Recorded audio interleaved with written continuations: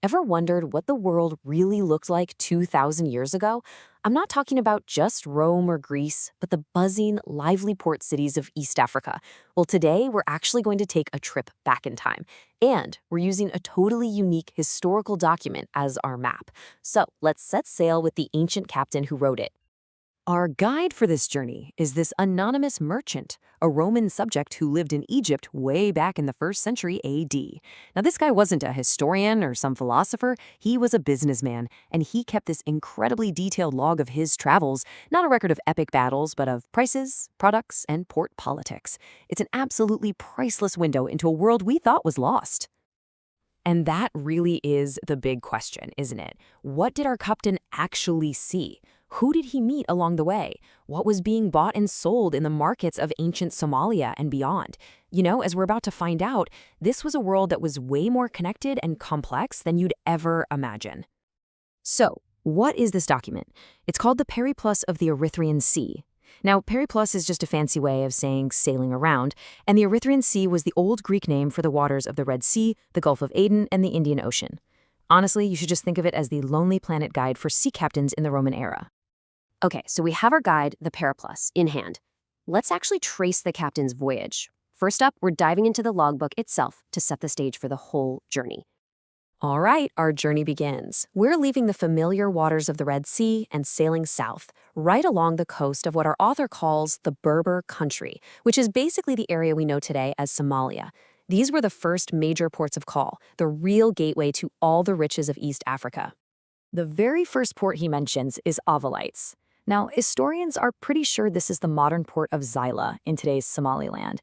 It's incredible to think that even 2,000 years ago, this was a key spot for trade with the African interior. After a couple of days sailing down the coast, our captain pulls into the market town of Malaw. And we're almost certain that Malaw is the modern city of Berbera. I mean, how amazing is that? 2,000 years later, Berbera is still a major strategic port on the Horn of Africa. So what were these ships from Rome and Egypt actually bringing in? The list is just fascinating. You've got finished goods, right? Things like tunics and dyed cloaks. You have metalwork like copper drinking cups, raw iron, and, of course, cold, hard cash. You can practically see the dock workers unloading these crates, a real sign of the Roman world's industrial power. And what was flowing out in return? The treasures of Africa and the East. We're talking valuable stuff like myrrh and frankincense, spices, and even goods from as far away as India, like copal, that were being re-exported. It's a classic picture, really. Manufactured goods come in, and high-value raw materials go out. And this quote right here, this just perfectly captures the world we're in. Our captain doesn't just list stuff. He gives us a little character sketch of the local ruler, a guy named Zascals. So here you have an African king who's not only managing global trade, but is also kicking back and reading Greek literature. It just shows how plugged in these coastal kingdoms were to the wider Hellenistic world. Okay, the journey continues. As our captain sails further south, he enters a new region, the Austenitic coast. This probably stretches down toward modern-day Kenya and Tanzania.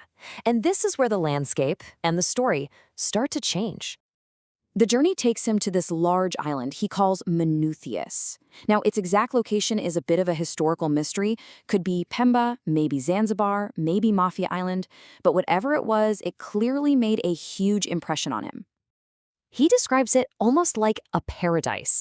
It's low, it's covered in trees, it's filled with birds and tortoises, and check out this detail. He says there are crocodiles, but they don't attack people. That is such a wonderfully specific observation from a sailor exploring a brand new land. He's also paying close attention to the local tech. He sees the islanders using two kinds of boats. Sewed boats, where the planks are literally stitched together with cord, and dugout canoes, each one carved from a single massive tree trunk. These weren't primitive little boats. They were sophisticated designs perfectly made for fishing and hunting turtles in those waters. But as our captain is watching all this vibrant local life, he also starts to uncover a deeper political truth about who is really in control of all this valuable coastal trade. And here it is. This is the real bombshell of the entire logbook, all captured in this one quote. The text says flat out that this entire coastline was, by some ancient right, under the control of the most powerful kingdom in Arabia. This changes everything. It means this wasn't just a trading partnership. It was a kind of colonial control that had been going on for a very, very long time. Right. So, this is the key. While you had local African rulers and different peoples all along the coast, the ultimate power, the ultimate control over this huge trading network was actually coming from across the water, in Arabia. And this control wasn't maintained by some foreign army from far away. No, it was deeply personal. Arab captains and merchants were everywhere. They knew the local harbors, they spoke the local languages, and they married into local families, creating this deep cultural blend that would eventually give rise to the great Swahili civilization. So what does all this mean? I mean, when we piece together all these different entries from our captain's log, what picture of ancient East Africa really starts to take shape? This table really just sums it all up perfectly. You've got finished goods flowing from Roman Egypt into Africa. You have precious resins and spices flowing out of Africa to the rest of the world. You have political power and cultural influence coming from Arabia. And you've even got goods from as far away as India being traded in African ports. It's a total crossroads. The ultimate takeaway here is crystal clear. This was not some isolated, forgotten corner of the world. The East African coast of the 1st century was a thriving, multicultural, and absolutely essential piece of the entire economic system of the ancient world. And that kind of leaves us with one last thought. This entire rich, detailed picture comes from just one surviving logbook written by a single sea captain.